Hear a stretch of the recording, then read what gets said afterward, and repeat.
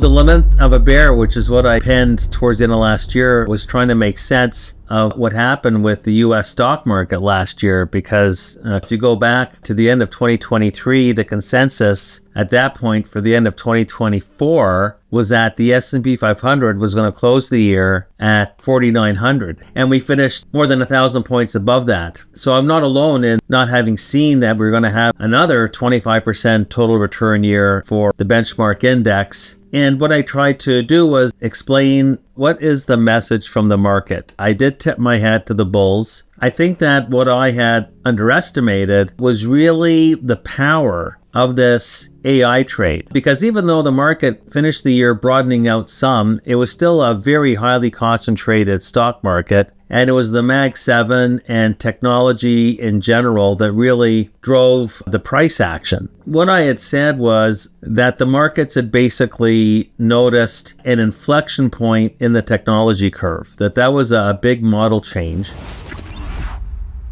And I said, they're probably right. This was a huge shift in the innovation curve. What happened was that investors began to price in more than just 1 year's worth of exceptional earnings, but actually a whole half decade's worth. Because what happens when you get this shift in the technology curve, and the last time it happened in this manner, by the way, was in the late 1990s during the internet mania. Usually happens when you get this inflection point. I mean, the innovation and technology curve is always in a secular uptrend, but this was a real shift in the curve. So, the story for last year is, earnings growth up 8%. The stock market goes up 3 times what earnings did. So you got this gargantuan expansion in the market multiple, but nobody really was looking much at the multiples. If you were a fundamentalist like me, looking at valuations, you didn't catch on to the locomotion. What we had done was go back to see over the past century, what is a normalized 5-year earnings growth profile for the S&P 500?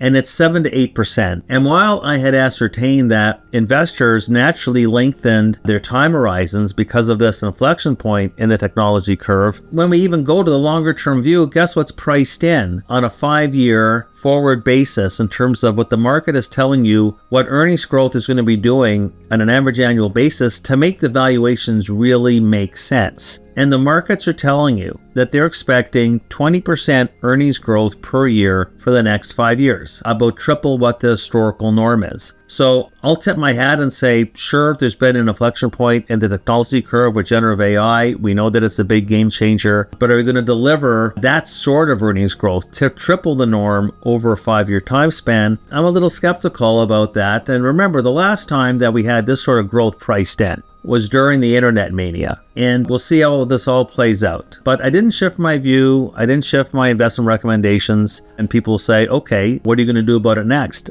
And to which I say, well, just because I missed this fast-moving train doesn't mean I'm going to hop on. Because at this particular point in time, in my opinion, there's just too much priced in, even if you're a long-term investor. Our work suggests that as powerful as AI is going to be, and it's going to be powerful and it's going to change our lives on a personal level and a professional level, but the markets aren't the economy. The markets are driven by animal spirits. The economy and productivity is not driven by animal spirits. The markets are much more volatile than the economy is. In a bad year for the economy, GDP is down 2%. In a bad year for the stock market, it's down 30%. So the answer to the question, to the lament of a bear, well, what are you doing about it? The answer is nothing. There'll be another train to catch at another time, but this one has left the station.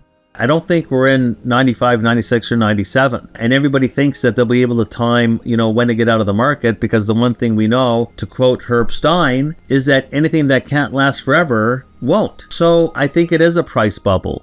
Back when I was called a Luddite in the late 1990s because I didn't get technology, no, the internet was not in a bubble. The stock market was in a bubble. And, everybody tells me today, well, it's so much different because these companies that are involved in AI, they're real businesses with real business models and real profits and real cash flows. I get it. But what happened in the second half of the 1990s, which started off as a bull market, morphed into a mania and then a bubble, it wasn't about pets.com. It was not a .com bubble. It was a broad technology bubble. And you had real companies with real earnings and real business models and real cash flows back then. And these companies, some of them, a lot of them are around today. Cisco, IBM, Microsoft, Dell, Intel, they all went into price bubbles on their stock. Their businesses were not in a bubble. Investors don't drive their business. Investors drive their share price because of the two words coined by John Maynard Keynes called animal spirits. Between 2000 and 2003, these companies, their stocks went down between 60 and 80%. They weren't dot-coms, they were tech companies. And it just so happens that the bubbles usually happen in technology because technology is the sexiest part of the market. And that's what drives the imagination.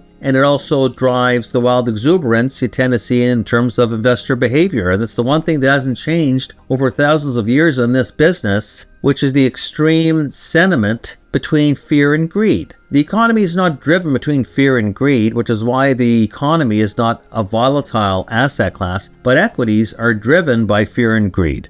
You know, Warren Buffett, who was also called a Luddite who didn't get it in the late 1990s, why is Warren Buffett 30% cash for the first time? So I'm following in Warren Buffett's footsteps. So I am cautious, big cash hoard. I think that you want to buy the market that's already corrected. Good grief. If the stock market had done what the treasury market's done in the past few months, you would have everybody on CNBC and Fox Business and Bloomberg pounding their fists on the tables. You got to buy this market. You say the bond market's had a heart attack. If the stock market had a heart attack like that, you would be seeing everybody saying, you got to buy this dip. Not just a dip. It's been a plunge. The bond market's had a heart attack. And so I like these treasury yields getting up towards 5%. I like treasuries. I like cash at 4.5%.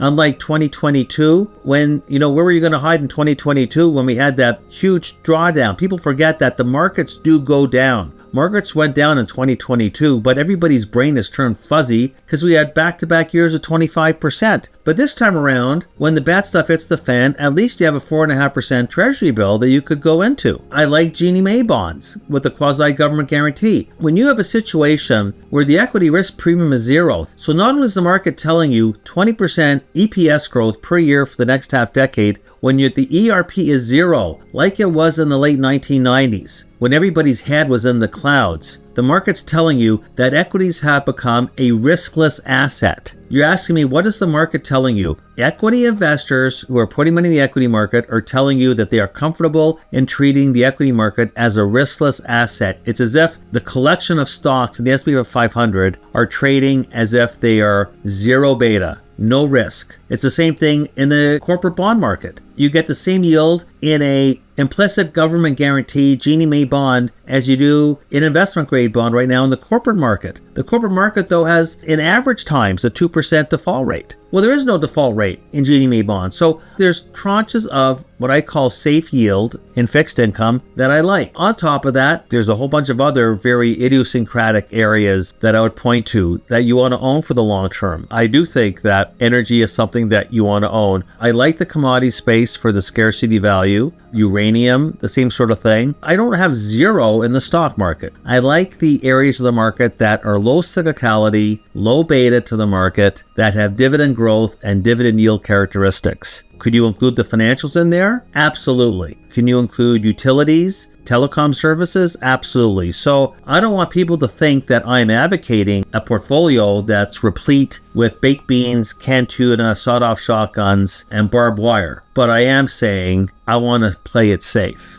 I just wrote a report to American investors, and it was titled, Leave New York, Come to Toronto, because Donald Trump actually wants to make Canada the 51st state. But there's always that joke that Canada is the 51st state. Canada is so highly correlated in so many respects with the United States. But Canada has a 15 multiple on its stock market, not 22, looking at the 1 year forward. The multiple discount between Canada and the United States has never been as wide as it is before. When the equity risk premium is zero, the market's telling you that we're not going to apply any risk premium to the stock market relative to the risk-free rate. In Canada, that ERP is 3%. Ergo, you get paid to take on the risk in the Canadian market. You're picking it up at a super cheap currency with the Canadian dollar trading at like 69 cents. So I never will say that there's such a thing as a no-brainer or such a thing as a sure thing. But good grief, if I'm an equity investor and I have a world view and I can understand why you don't want to go into emerging markets, a lot of volatility, those markets are cheap, maybe cheap for a good reason. Europe is very cheap, but also political instability there, fiscal instability, very weak economy. So the multiple is cheap in Europe, maybe for a good reason. Canada, by the way, is going to be going through a major political change, maybe in the next couple of months, with the Conservative government, in all likelihood, like 99.9%, that the Liberals are going to be replaced by the Conservatives,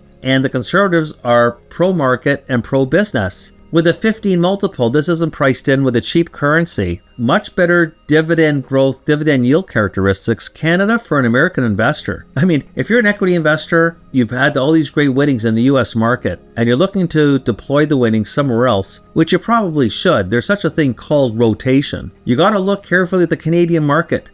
I like the 5 to 10 year part of the US Treasury curve. Notwithstanding all the Trump uncertainty, everybody's got inflation on the brain. And tariffs will create conditions for a shift in relative prices, but we saw Donald Trump raise tariffs in Trump 1.0, and there was no lasting effect on inflation. Inflation finished Donald Trump's first term lower than it was when he started. So I don't share all this inflation hyperventilation going on right now. And I think the economy in the United States is going to weaken more than people think. I can understand that the recession hasn't happened yet, but my leading indicators are telling me that the economy is going to slow sufficiently to cause the unemployment rate to go up sufficiently, and that underlying inflation will go down sufficiently that the Fed will be cutting interest rates more than what's priced in right now. Do you remember when the market was pricing in a lot of Fed rate cuts? Just last September, the 10-year note yield got down for a millisecond to 3.65%. Well, guess what? I think we're going to go back there. I'm not talking about yields going back to where they were 10 or 20 years ago, just back to where they were last September. Now, maybe the bond market got ahead of itself back then, but if we go from today's level, the 10-year notes, down to 365, it's going to be a double-digit return in the treasury market without anybody having to take on equity market risk, but you'll get equity-like returns in treasuries. But of course, treasuries are the most maligned, detested, under-owned asset class right now, and I'm a contrarian thinker. I think that there will be fundamental factors. I think the inflation fears will unwind in the next 12 months. So I do like the treasury market. And look, there are some stock markets around the world that I do like. I've been long-term bullish on Japan for a variety of reasons. That's a buy and hold. And I think that if you want to dip toes into China, which I wouldn't do, by the way, but the better way to play that is in Hong Kong. And Hong Kong trades with a single-digit multiple through most of my life. The Hang Seng was the poster child for the emerging markets as a liquid index. I see nothing wrong with that. But I think that you want to narrow in your investment themes for this year. I think that we're in a period of heightened uncertainty. I think Donald Trump has injected a lot of uncertainty. And in a period of uncertainty, what tends to happen is that risk premia tends to widen out. And that's why, no matter what you do in your investments, I'm not saying to zero risks. I'm not telling anybody to de-risk completely. I would be de-risking. And to de-risk, to move after everything that's happened the past couple of years, and this is where greed comes in, because this happens at the peak of every cycle, is people fall in love with their portfolio. It's incredible.